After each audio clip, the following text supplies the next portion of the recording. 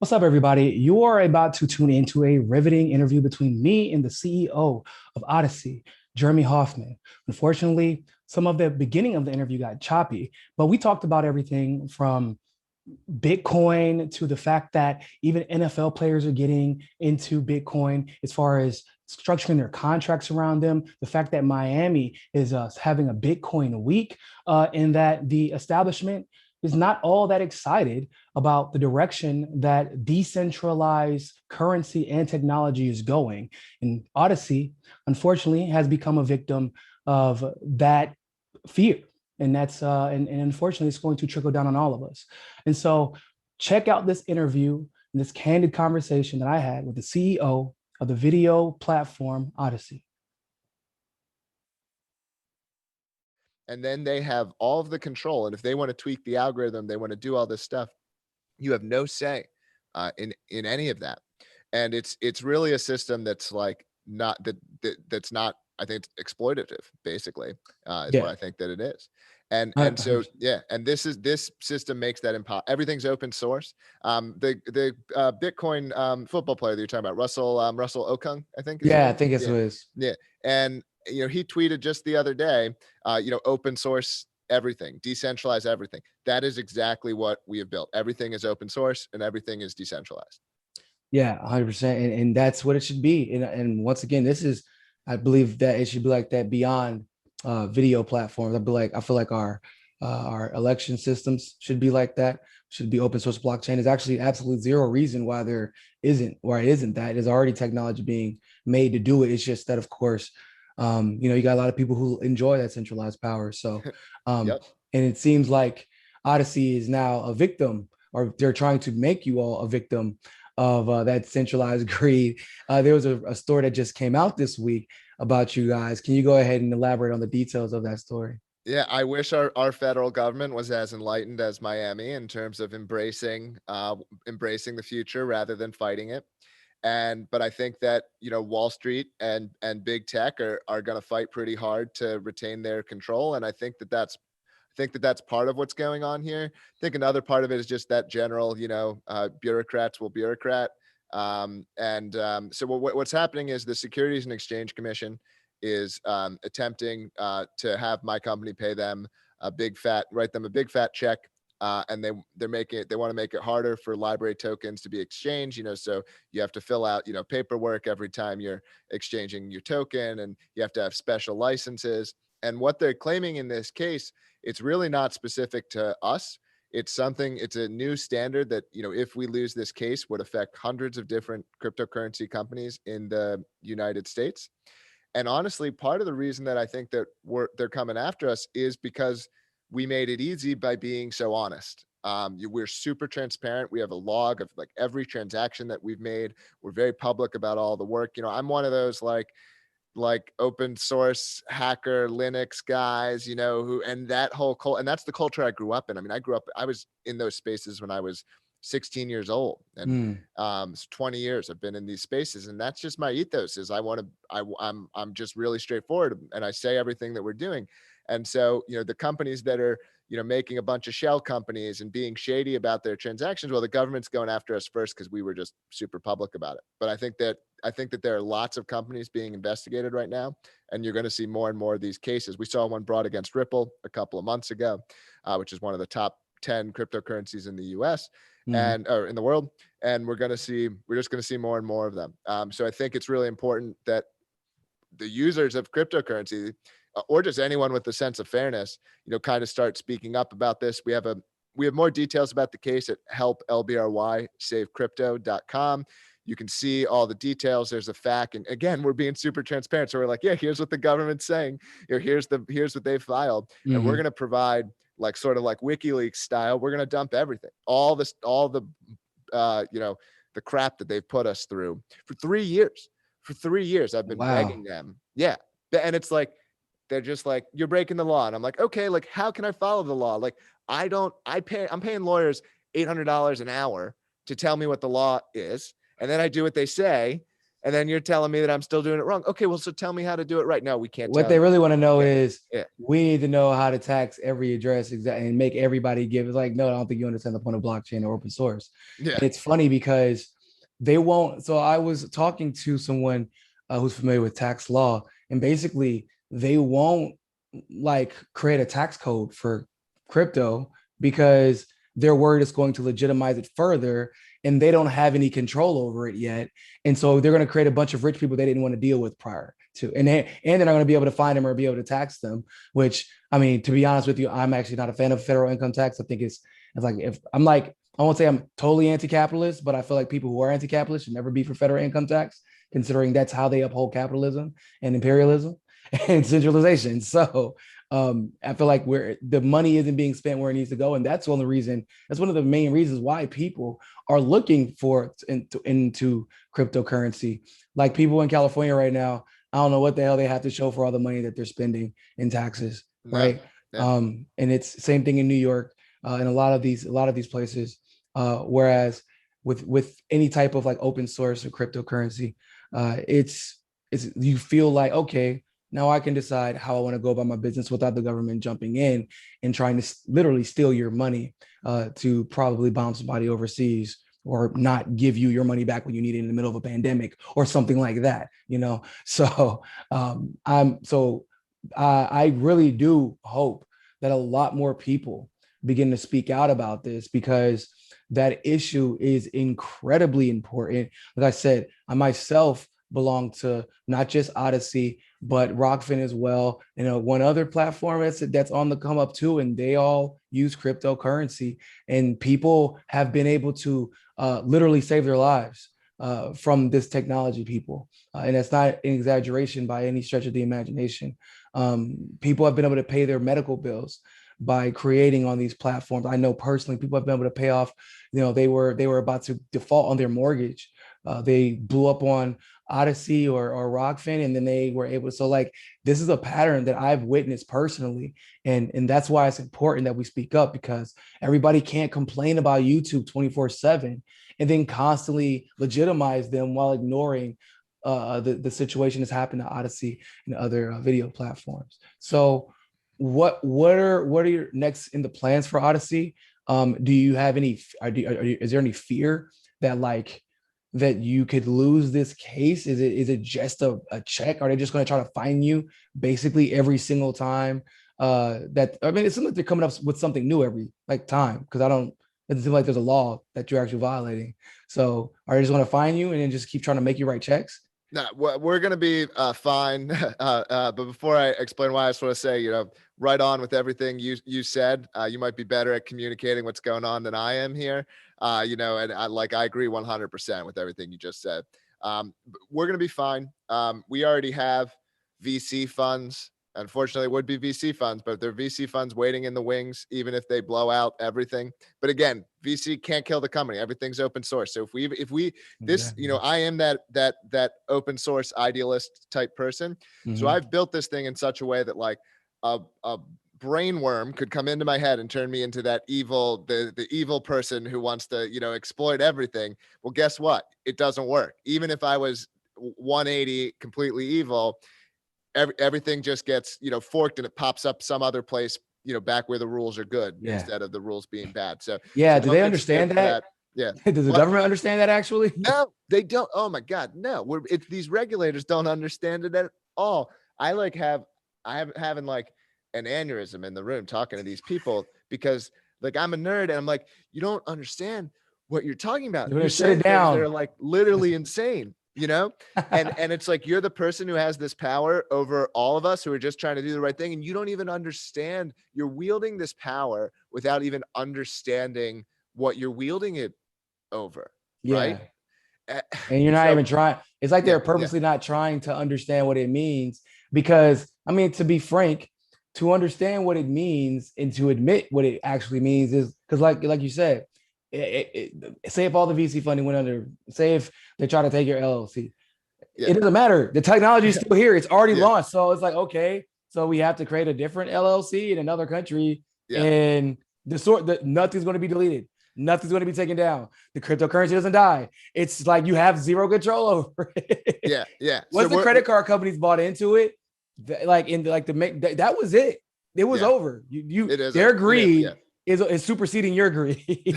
Yep. Yeah. But so I really want to emphasize, like, while this is definitely an unpleasant situation for me, it's not an existential threat in any way. Quite frankly, I think you said this at the beginning of the call. This is going to be good for us because it's just going to make more people aware, because they're going to look so bad coming after us. We are, like, squeaky clean. They're not alleging fraud. They're not, I drive a 10-year-old car and I live in a lower middle class neighborhood, man. Like, all I do is work on this company and try to build this thing up. And we're not enriching ourselves. We are, like, true believers in terms of what we're trying to create here. And they're, and they are I think they made a big mistake picking this case as the one they decided to bring. Yeah. Is it, do you think that they went after you exclusively because of the VC funding available to you? Sorry, say again. Do you think that they went after you specifically because of the VC funding available to you? No, I think so. I have my, like, non-conspiratorial answer and then my more conspiratorial answer. We like both on this show. So I'm not very conspiratorial, but, like, I really think it's what I said is that we made it easy, because it's like, imagine you're like a lazy regulator and you're being judged by how many people am I regulating? Well, you go after the guy who who put everything public, than the guy who's making it harder on you to go figure it all out, right? You could like the things that, and this is another reason it's so dumb. This case has been open for 3 years. The key evidence in the case, they downloaded off our website, and basically 2.5 years ago, we're like, yeah, that's all true. Like, yep, we did all that. Like, we're not like disagreeing. It's like, okay, is that, we don't think that's illegal. Like, we did this well. Lawyers say that's not illegal. We did exactly what we promised them, and we have on our terms of service, and we followed all your laws, and we exactly. And so that ties into the conspiratorial angle, because it's like they've been sitting on this case, and then they bring the case, like, right after, in January, when we're getting record new people coming in, because more and more people are waking up to what's been going on with big tech. And so I would argue politics. I mean, hey, I got demonetized. My team, my entire team got demonetized. Actually, we actually got an email on the exact same day from YouTube and we got demonetized for the exact same reason. And it was literally at 2:18 p.m. Eastern, 11:18 p.m. or AM Pacific, and we're like, how do we all get demonetized at the exact? Like, how are they watching all of our videos at once and make a decision unilaterally? Like, because it's bullshit. That's why. It's not real.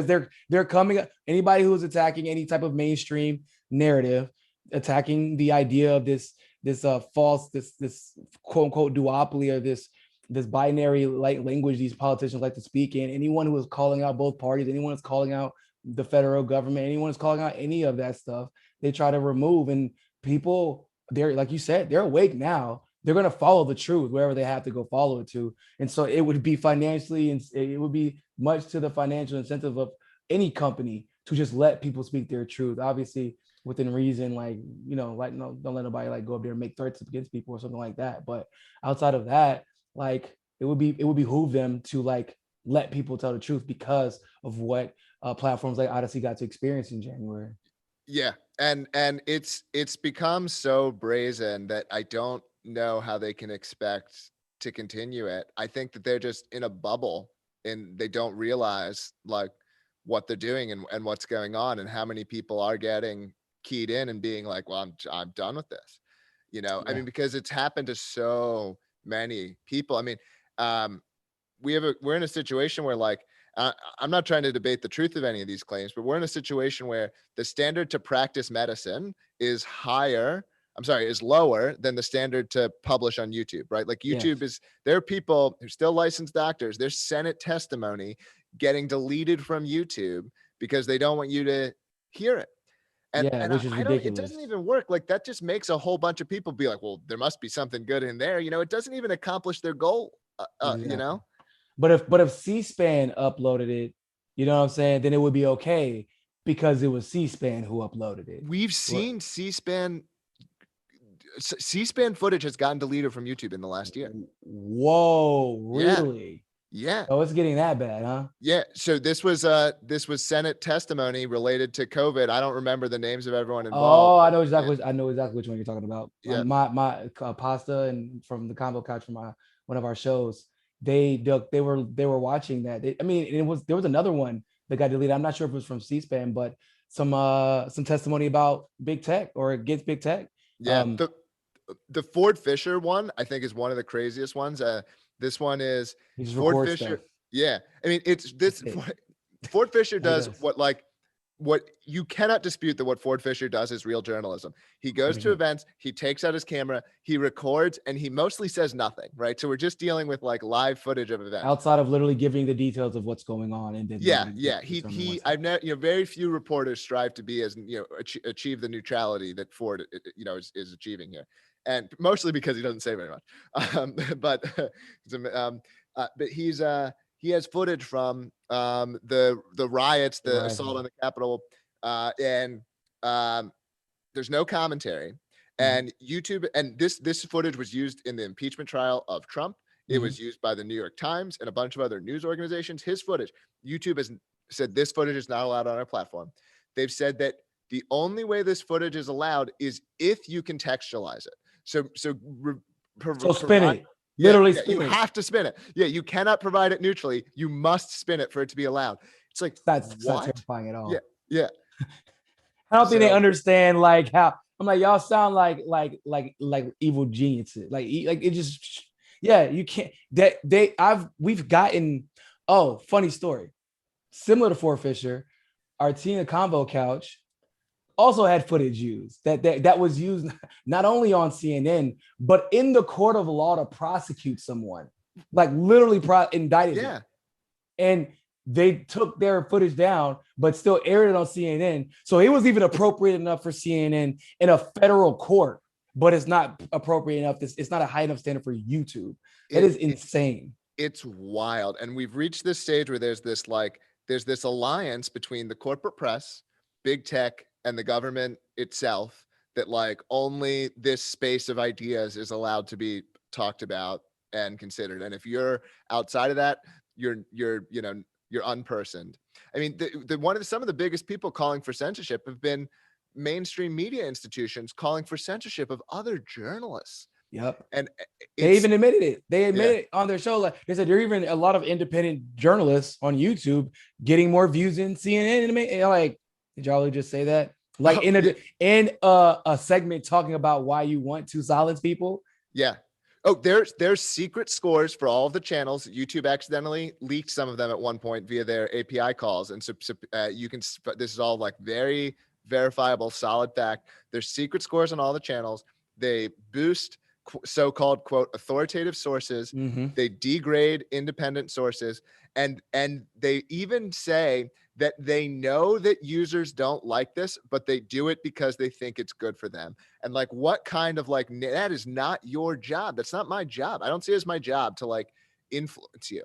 It's not, it's so But it's like insulting. it's not my job to influence you, but it's your job as a platform, as the creator of a platform, to allow you to be influenced how you choose to Yeah. be. It's just so insulting to think that like I'm not intelligent enough to like watch things and judge for myself. Yes. And Yeah. if people want to wonder how the world has gotten so divisive over the last 4 years, you can almost exclusively thank YouTube and Facebook, Yeah. And because Twitter. they've gamed their algorithm, because it was more profitable for people to be partisan than it was for them to work across the platform for them. But the beautiful part about like Odysee and other platforms is working together is actually mutually beneficial. You don't have to treat anyone like they're taking money out of your pocket, because it's simply not true. In fact, Odysee literally pays out for you as a creator watching someone else's content. Like Yeah. that's literally an achievement, a bonus that you can get and claim on a regular basis. and Like, and and that's a big difference, I think, between us and some of the other quote alts, is that it's not an echo chamber. It's not like some of these sites are like, oh, it's only, it's like they're quote free speech or whatever, free, but it's just like it's only like far right stuff. yeah, And you're gonna find all kinds of things. You're gonna find generalist content, cooking videos, like, we and have a lot of it's not all political stuff. I mean, most of it's not political stuff. oh yeah, It's some of the yeah, independent like just creators who do stuff for fun. some of the most fun, because you can't find stuff like that on Yeah, YouTube anymore. yeah, yeah. Like, Because it's not, you don't need to be as offensive as all the censorship stuff and the attempting to control you stuff is. The human desire to make choices for yourself, the human desire to like have ownership over what you've earned, to have ownership over your identity, to have ownership over your relationships with your fans or your creators, depending on which side you're on. Like that is a universal preference. Like no one mhm. likes, having these, surrendering that to other people. So it doesn't need just to be about this like content that is like on the border of accept. I mean, I think it's all acceptable, but as far as they're concerned, it's not just that stuff. It's very general, all kinds of things. I mean, we have more than 10 million videos Wow. on LBRY now. Wow, that's amazing. Now, finally, now in addition to the ability to transfer YouTube videos over automatically once you sign up, like, which is, I cannot tell you all how useful that tool is. Once again, if you're a creator, um, in addition to the like open source blockchain technology, which has been absolutely beautiful, and in the addition to the legitimacy of it, and in my opinion, once again, the SEC is furthering the legitimacy of what you're doing, because if it were, because people are always have this weird fear, once again, that it can't be converted. I'm telling you, I pay my bills with it. It can be converted. So there is an app now, and you all are rolling out live streaming software as well. How has that helped? And do you have any plans to even go even deeper as far as the app is concerned, as far as maybe even allowing, I know it's a little bit difficult, a little bit more difficult on with open source, but our blockchain, but are you planning on allowing live streaming straight from your phone, like a lot of these other video streaming platforms? Yeah, we're gonna push forward. We're gonna keep adding everything. So any features there's not sort of parity or better. Sometimes we do things a little differently, but we're gonna push forward with all that stuff. We've got a team working, I think, literally around the clock at this point because we're international. There's people, we have people working in 6 different continents. More than 200 people contributed to the software last year. All kinds of people are working on it. It's getting improved all the time. This case is only going to make it bigger. We had more than 20 million people use it last month, and it's just going to keep getting bigger. So I hope by now, we didn't say this explicitly, but I hope anyone who's watching this not on Odysee has switched over. If you haven't, this video is on Odysee. So go over to Odysee, pick the video up over there, create an account. You can earn a little bit of cryptocurrency just for viewing. So it's not just creators who earn. So create an account, and instead of selling your information to big tech, take back control for yourself. 100%. And so, Jeremy, thank you so much for coming on. I really hope that as the case unfolds even more, that you would be willing to grace us with your presence, and then keep people updated and let them know how they can fight and they can petition. And once again, just, can we, I know it sounds silly to say, but like, it's not even just the fight to like for our country back. It's like, I feel like we are fighting to get our humanity back. And what, by that I mean, like, getting rid of this fear that anything that you can do, your livelihood can be removed from you. The way you make your money, the way you feed your family, the way you support others, the way you can become an entrepreneur and help others be able to support themselves. That's what YouTube initially gave a lot of people the opportunity to do. And YouTube, in addition to a lot of other, obviously extenuating circumstances, are starting to take that away from people. And that anxiety and that fear that's been building up is real. It is real. You see, if you're on these platforms, you see people commenting, doing videos about it, and talking about us every day. Um, Cryptocurrencies allow people to kind of start to escape that. Platforms like Odysee are doing the same. And I appreciate you all being so willing to fight and so willing to be open and honest, and allowing people, once again, to do what open source is supposed to do. And it should be, once again, understood that you can still have quote unquote closed source blockchain. And so I'm glad that you all are doing open source blockchain the way it was meant to be done when it was created. And thank you for joining us, Jeremy, and we're helping to create this wonderful platform. Thank you for having me, Niko. Please sign the petition at Help LBRY Save Crypto if you haven't, and create that Odysee account. It was a great show. There's going to be a link to that in the description below, guys. Other than that, ladies and gentlemen, always remember, more than anything else, find your balance. Peace.